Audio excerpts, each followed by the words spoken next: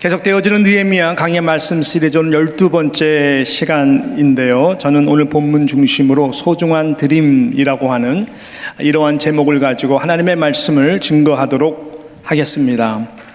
이스라엘 백성은 지금 영적으로 놀라운 변화를 경험하고 있습니다. 그 오랜 세월 동안 영적 무관심으로 등한히 했던, 가까이 하지 않았던 하나님의 말씀을 사모하는 마음을 불같은 심정으로 듣기 위하여 모두가 수문장 광장 앞에 모여 그 학사 에스라가 낭독하는 하나님의 말씀을 귀를 기울여 가까이 듣게 됩니다. 들을 때마다 저희들이 아멘, 아멘으로 화답을 하게 되고, 그 정도가 아니라 지난주 말씀처럼 저희들이 다 듣고 나서 울었다라고 성경은 기록하고 있는 것이죠. 그리고 우리가 9장을 보게 되면은 저희들이 특별히 읽혀진 말씀들, 하나님께서 어떻게 모세를 광야 삶 가운데에서 온 이스라엘 백성들을 인도하고 지금까지 함께 하셨는가, 그 말씀들이 저희들의 삶 가운데에 거울이 되어 비추어보며 불순종했던 그 모든 부분들을 조목조목 하나님 앞에 눈물로 회개하는 그러한 역사가 일어난 것이죠. 하나님은 오랜 시간 동안 저희들을 바라보시면서 이 시간을 기다려왔던 것입니다. 그리고 그렇게 바라고 원했던 저희들의 영적 변화가 은혜 가운데에 지금 일어나기 시작한 것이죠. 이 모든 일들이 52일 만에 느헤미야와 함께 무너진 성벽을 재건한 이후에 하나님께서 부어주신 놀라운 은혜의 역사인 것입니다. 여러분, 성벽을 다시 재건했기 때문에 저희들이 이러한 은혜를 받고 보호를 받고 지켜낼 수가 있는 것이 아니라, 이스라엘 백성들은 하나님의 택한 언약의 백성들이기 때문에 하나님과의 무너진 영적 관계를 회복하게 됨으로써 저희들이 다시 재건해 세운 이 시온성이라고 하는 그 예루살렘 도성을 지켜낼 수가 있는 것이고, 그 안에 살아가는 모든 하나님의 백성들의 가정과 자자 손손과 하는 모든 일들이 하나님으로부터 복을 받을 수가 있다라는 것을 저희들이 깨닫게 된 것입니다. 할렐루야. 예. 여러분, 그러므로 우리가 은혜를 받는 데라고 하는 은혜를 받는 것이 여러분의 신앙의 궁극적인 목적이 돼서는 안 됩니다. 많은 분들이 그렇게 신앙생활하는 경우가 많아요. 왜냐하면 은혜를 받지 못하다 보니까 은혜를 받기 위해서 신앙생활을 해요. 은혜를 받으면 됐다라고 생각하는데 천만의 말씀입니다. 물론 은혜를 받는다라고 하는 것은 하나님께서 나를 아직까지 사랑해 주셔서 은혜를 주시는구나 라고 하는 감사한 부분이 있지만은, 여러분, 아멘 하는 것이 중요한 것이 아니라 아멘 이후에 우리의 삶이 더 중요한 것처럼, 은혜를 받았으면 그 은혜가 참된 은혜가 되도록 하기 위해서 어떻게 해야 될까요? 그 받은 은혜 앞에 우리가 힘있게 드리는 자가 될 때 하나님은 그 영혼에게 더 큰 은혜를 그때부터 더 부어주시는 것입니다. 그래서요, 성경은 우리들에게 이렇게 증거하고 있지 않습니까? 사도행전 20장 35절에 보게 되면은 이렇게 사도 바울이 에베소 교회 장로들에게 마지막 헤어지면서 이렇게 저희들에게 말을 합니다. 시작. 범사에 여러분에게 모본을 보여준 바와 같이 수고하여 약한 사람들을 돕고 또 다 같이요, 주 예수께서 친히 말씀하신 바 주는 것이 받는 것보다 복이 있다 하심을 기억하여야 할지니라. 할렐루야. 예. 받는 것도 복입니다. 은혜를 받는 것도 복입니다. 그렇지만 그거보다 하나님은 우리가 은혜를 받음으로 말미암아, 또 우리가 어떤 도움을 받음으로 말미암아 나도 더욱더 앞으로 이렇게 섬기는 삶을 살아야 되겠다. 그래서 줄 때 주는 자가 더 복이 있는 것이고, 줄 때 내가 정말 축복받은 사람이구나 라는 것을 더 높은 단계에서 우리는 깨닫고 신앙생활을 기쁘게 할 수 있는 것이죠. 저는 우리 뉴욕 장로교회 모든 성도님들이 이 주는 이 귀한 축복의 주역들이 다 되시기를 주님의 이름으로 축원합니다. 자, 그렇다면 은혜를 받은 이스라엘 백성은 어떤 소중한 것을 하나님 앞에 드리기로 헌신을 할까요? 크게 두 가지로 우리가 볼 수가 있습니다. 첫 번째는 뭐냐 봤더니 하나님께 가장 소중한 자신의 마음입니다. 자신의 마음을 드리기로 헌신을 합니다. 자신의 마음, 실은 하나님이 마음을 가장 귀하게 보시죠. 신약에서는 이 마음을 마치 성전이다라고 이야기를 하거든요. 이 마음이 정말 중요한데, 그래서 저희들이 마음을 드리기로 헌신을 합니다. 오늘 본문은 아니지만 중요한 말씀이기 때문에 꼭 짚고 넘어가야 되는 이 구절이 나오는데, 9장 가장 마지막 절과 그 다음에 바로 연결돼서 나오는 10장 첫 번째 구절, 이 두 구절을 우리 같이 함께 봐야 됩니다. 자, 우리 9장 38절과 10장 1절 말씀, 우리 하나님의 말씀 같이 읽습니다. 시작. 우리가 이 모든 일로 말미암아 이제 견고한 언약을 세워 기록하고 우리의 방백들과 레위 사람들과 제사장들이 다 임봉하나이다 하였느니라. 그 임봉한 자는 하가랴의 아들 총독 느헤미야와 스드기야, 그러면서 계속해서 스라야, 아사라, 예레미야 이름들이 쫙 나오는 것을 우리는 보게 됩니다. 저희들은 자신들의 이름과 명예를 걸고 하나님과 증인들 앞에서 마음을 드리는 이 말씀에 순종할 것에 대한 언약식과 임봉식을 지금 하고 있는 것입니다. 우리말로 말하면 자신들의 이름을 직접 사인을 하는 거예요. 그리고 다 기록해서 언약과 헌신의 결단식, 임봉식을 지금 하고 있는 것. 이거는 마음으로 드리지 않으면은 감히 영혼이 기록되는 그곳에 이름을 사인하고 기록할 수가 없는 것이죠.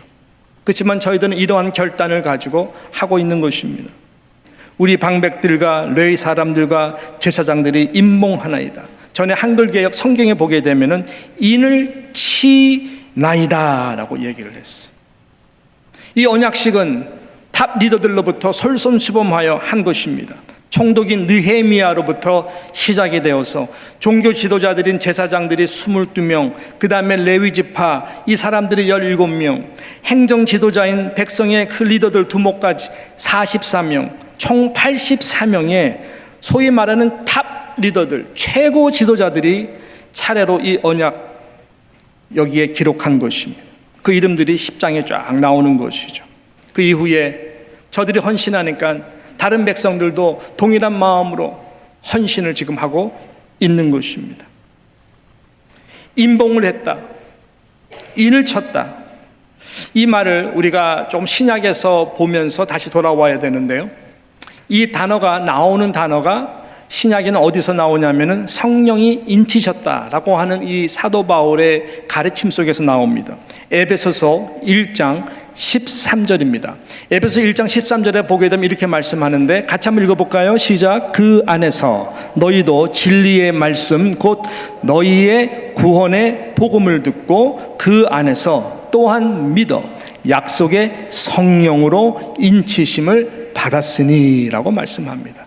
그 안에서 또한 믿어 약속의 성령으로 인치심을 받았으니.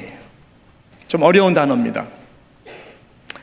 인치심이라고 하는 이 원어적 단어가 갖는 의미는 법적인 건데 보증한다라는 거예요. 보증하는 이 법적인 도장을 찍는 것입니다. 무슨 말일까요? 그 누구도 주인 외에 함부로 손을 댈 수 없다라고 하는 이 법적인 seal 마크를 찍어버리는 것입니다. 누구도 함부로 어떻게 할 수 없는 분명한 그 소유권에 대한 보호, 소유권에 대한 이 법적인 단어인 것입니다. 이 말은 우리의 마음과 우리의 영혼을 하나님이 예수 그리스도의 보혈의 피로 속량하셨다, 구속하셨다. 쉽게 말하면은 노예들 시장 가운데에 저와 여러분들을 사셨다라고 하는 거예요. 예수 그리스도의 보혈의 피로 죄의 노예되어서 죽을 수밖에 없었던 비참한 인생, 우리를 사신 거예요. 돈으로 산 것이 아니라 가장 소중한 예수 그리스도의 보혈의 피로서 사신 것입니다. 그 말은 하나님의 소유로 저와 여러분을 사셨다라고 하는 거예요. 성령님을 보내주셔서 그 갖다가 탁 인쳐주셨다라고 하는 것이죠. 성령이 인쳐주셔서 시일이 돼가지고 보증이 되어주셔서 어떤 약속을 하고 있느냐, 절대로 저와 여러분을 떠나지 아니하시고 그 성령께서 저와 여러분을 지켜주신다라는 거예요. 하나님의 소유된, 하나님의 거룩한 구원된 백성으로서 보증수표와 같이 완전한 구원을 이루도록 떠나지 아니하시고 저와 여러분을 도와주신다라고 하는 거예요. 이것이 하나님이 우리에게 베풀어 주신 확실한 인봉하심, 인쳐주심인 것입니다. 여러분, 그러나 저와 여러분의 상태는 어떤 상태인가요? 우리 믿음으로 이 자리에 나와서 예배를 드려요. 할렐루야, 감사하지만 실은 날마다 매 순간마다 때로는 우리의 믿음이 흔들릴 때가 많은 것을 보지 않습니까? 아, 참 난 연약하구나. 하나님의 은혜와 도우심이 아니고서는 정말 이 믿음 생활을 지켜나가기가 정말 힘들구나 라고 하는 것을 우리가 느끼지 않습니까? 우리의 믿음과 사랑이 약해지고 넘어지고 때로는 변질된다 할지라도 분명한 것은 창세전부터 저와 여러분을 손바닥에 새기시고 아시며 예수 그리스도의 피로 저와 여러분을 구속하시고 속량하시고 사셔 당신의 소유로 삼으신 하나님께서, 예수님께서, 성령께서 절대로 포기하지 않는다라고 하는 것입니다. 할렐루야. 예. 그러한 똑같은 무게로 연약한 인간이지만 은혜를 받으니까 저희들이 그 마음을 하나님 앞에 거룩한 인봉식, 언약식으로 저희들이 지금 하고 있는 거예요. 하나님이 얼마나 귀하게 보실까요? 귀하게 보시죠. 마음을 드리는 겁니다. 이 말씀을 이제 묵상하면서 준비하면서 딱 떠오른 것이 마치 이런 거와 같구나. 여러분이 언제 마음을 정말로 드리면서 떨리는 마음으로 결혼 예식 아니겠어요? 참 하나님 앞에 거룩한 결혼 예식 주례 목사님 앞에서 드릴 때에 신랑으로 씁니다. 신부로 씁니다. 얼마나 무게가 있어요? 언제가 가장 무게 있을까요? 제가 보기엔 서약식이거든요. 결혼 서약을 하나님과 모든 증인 앞에서 하는, 머리가 팥불이 되도록 묻잖아요. 아무튼 어떻게 대답해요? 마음으로 해야 되잖아요. 떨리면서 네. 신부에게도 묻습니다. 네. 그렇게 될 때 어떻게 돼요? 공포를 합니다. 성부와 성자와 성령의 이름으로 공포를 합니다. 그 서약식이잖아요. 마음으로 드리는 서약식. 얼마나 무게가 있어요? 얼마나 놀라운 변화가 있어요? 어떤 변화일까요? 그 바로 전까지는 아무리 신랑 신부지만 남남이었지만 그렇게 서약식을 함으로 말미암아 온전한 연합이 이루어지잖아요. 이제는 뗄래야 뗄 수가 없는 한 몸 된 부부가 되는 거잖아요. 그렇게 평생을 헌신해서 살아가도록 마음을 드리는 엄숙한 시간과 같이 지금 저들이 그렇게 헌신하고 있는 것입니다. 하나님의 말씀 앞에 이런 인봉식을 통해서 무엇을 다짐하는 겁니까?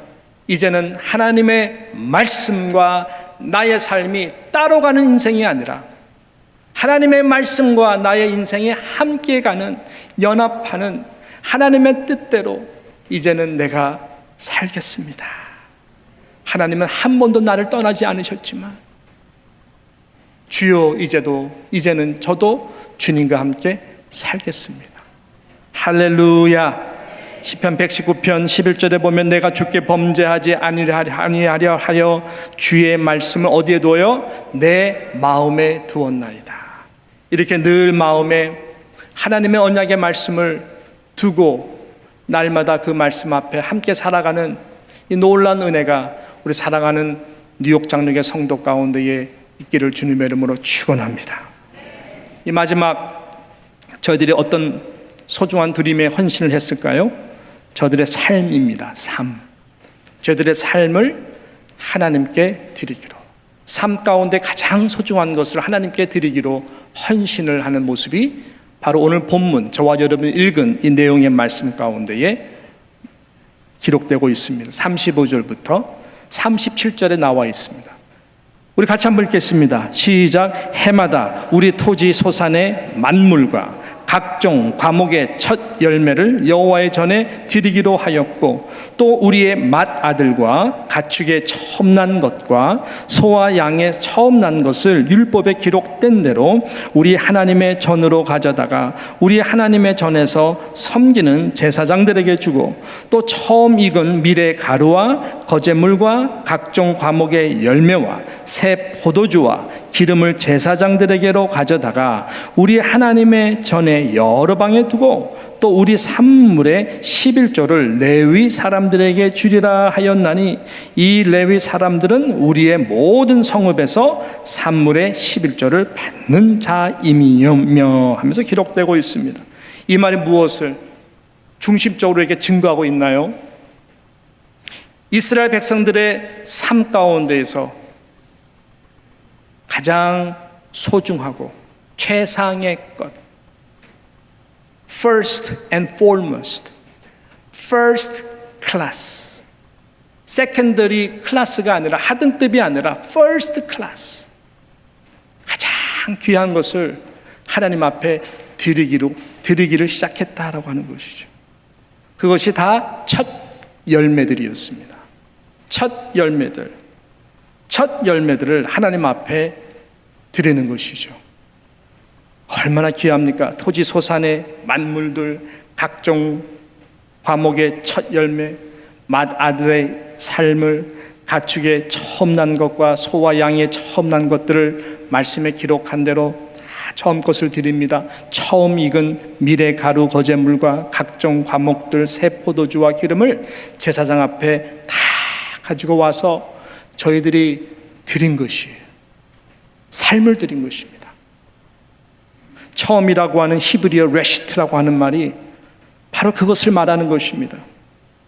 가장 처음 것, 그것이 우리의 가장 중요한 삶의 것이다. 신선하고 새로운 그것을 가장 먼저 하나님 앞에 드린 것입니다. 모든 것이 그렇지 않습니까, 여러분? 농부에게는 가을에 처음 열린 열매가 주는 감동과 감사가 얼마나 큽니까? 여러분, 운동선수들에게는 내가 첫 데뷔하는 그 시합이 정말로 긴장되고 잊지 못할 이 감격의 시간 아니겠습니까? 작가들에게도 동일하죠. 첫 번째 이 처녀 작품 영원히 잊지 못합니다. 부모에게는 첫 자식이 그런 존재입니다. 삶의 모든 이 첫 자식, 하나님을 위해 드린다는 것, 내 인생을 드린다는 거예요. 내 삶을 드린다는 거예요. 놀라운 은혜가 막 일어나는 거예요. 하나님이 물부터 축복해 주십니다. 근데 뭐 성경을 우리가 보게 되면 나중에 가다가 말라기서에 가게 되면은 너무나 안타깝죠. 너무너무 안타깝죠. 말라기서 가서는 다시 또 시들시들해져 가지고 최상급을 드리는 것이 아니라 뭐 말라 비틀어진 것들, 죽어가는 송아지, 가장 떨어지는 하등품 농산물로 마지못해 드리는 저들의 그 모습들을 보면서 하나님이 너무 슬퍼하죠. 불붙는 진노로 너무너무 슬퍼하는 것을 우리는 보게 됩니다. 지금 상황에서는 너무나 감사해요. 그래서 저희들 드리지 않았던 11조까지도 드립니다. 11조도 지금 전해드렸던 첫 번째 것들도 뭐를 말씀하는 건가요? 이 모든 것, 아까 말씀드렸던 속량이라고 하는 개념에서 이 모든 나의 삶도 다 하나님의 것이다. 10의 10도 다 하나님의 것이다. 그래서 10의 1을 거룩하게 구별해서 하나님께 올려 기쁨으로 드리는 것입니다. 다 모든 것이 하나님의 소유라고 하는 것을 인정하면서 올려드리는 것입니다. 그러면 하나님께서는 10의 9를 마치 나의 것 같이 풍성하게, 실은 우리가 다음에 보면 알겠지만은 저들이 이렇게 드리기 시작하니까요, 삶의 질서가 잡히더라고요. 삶의 질서가 잡혀요. 삶의 질서가 잡혀요.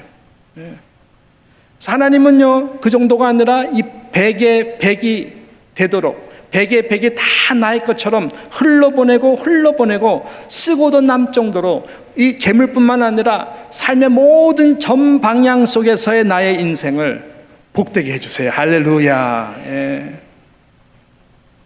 참으로 죄송한데 우리 아이들 너무나 부족해요. 예.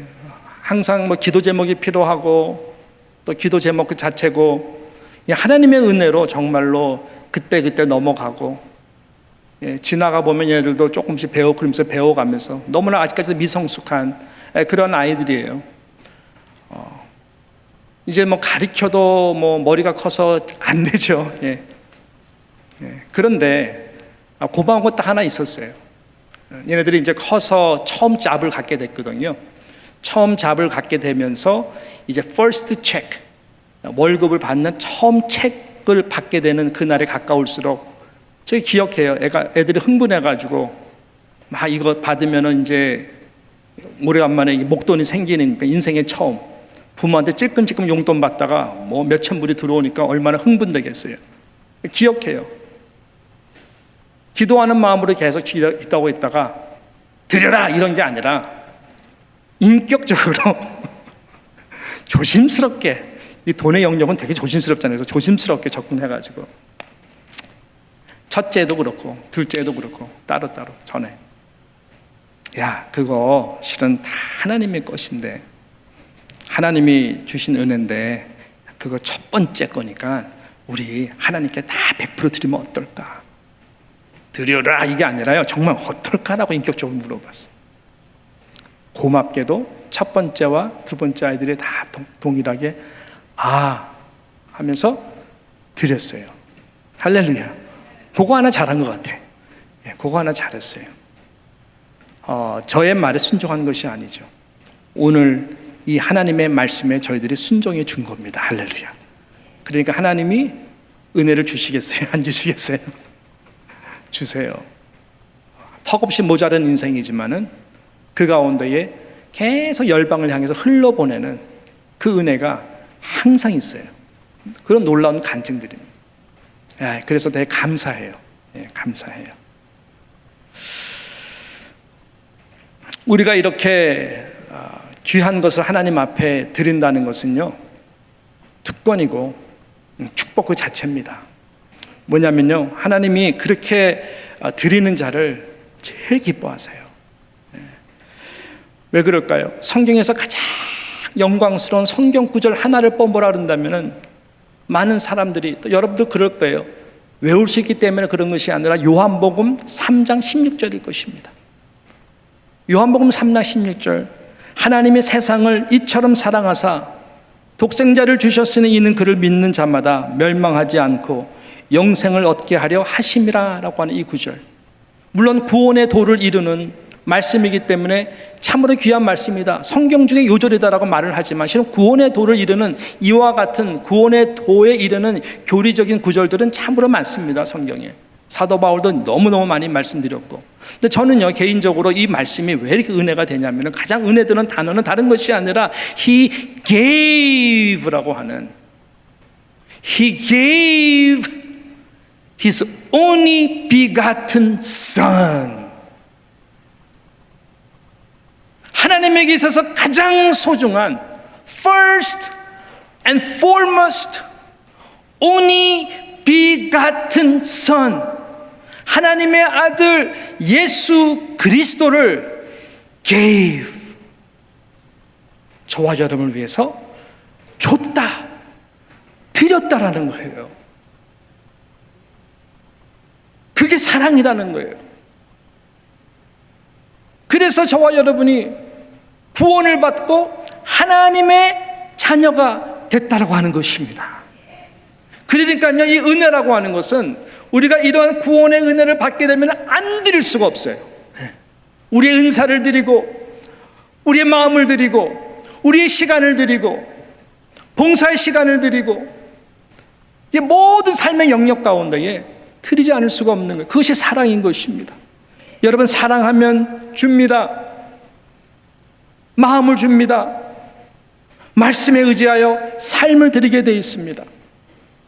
가장 소중한 것을 하나님 앞에 드릴 때에 하나님의 드림, 하나님의 꿈이 여러분의 자녀 손손과 여러분의 가정과 여러분의 인생을 통해서 하나님의 꿈이 이루어지는 것입니다. 아마도 어린 소년 5천 명이 넘는 많은 사람들이 빈들에 다 앉았을 때에 모두가 다 주님만 바라봤을 때 아마 처음이었을 거예요. 소년이 예수님이 있는 곳에 도시락을 가가지고 그냥 보리떡 5개와 물고기 2마리를 다 가지고 나아가잖아요. 너무 멋있잖아요. 그 드림입니다. 그 드림으로 인해 가지고 주님이 축사하잖아요. 축복했다는 거군요. 감사했다는 거거든요. 그리고 어떻게 돼요? 5천 명이 먹고도 남는 기적이 일어나잖아. 저는 기도합니다. 저는 여러분들이 5천 명의 분을 먹는 썩을 양식을 위해서 살아가는 자들이 단 한 명도 없고 생명을 살리는 5천 명을 살리는 그러한 오병이어와 같이 드릴 수 있는 멋진 믿음의 사람들이 다 되시기를 주님의 이름으로 축원하는 것입니다. 할렐루야. 그러한 인생들 되십시오. 기도하겠습니다.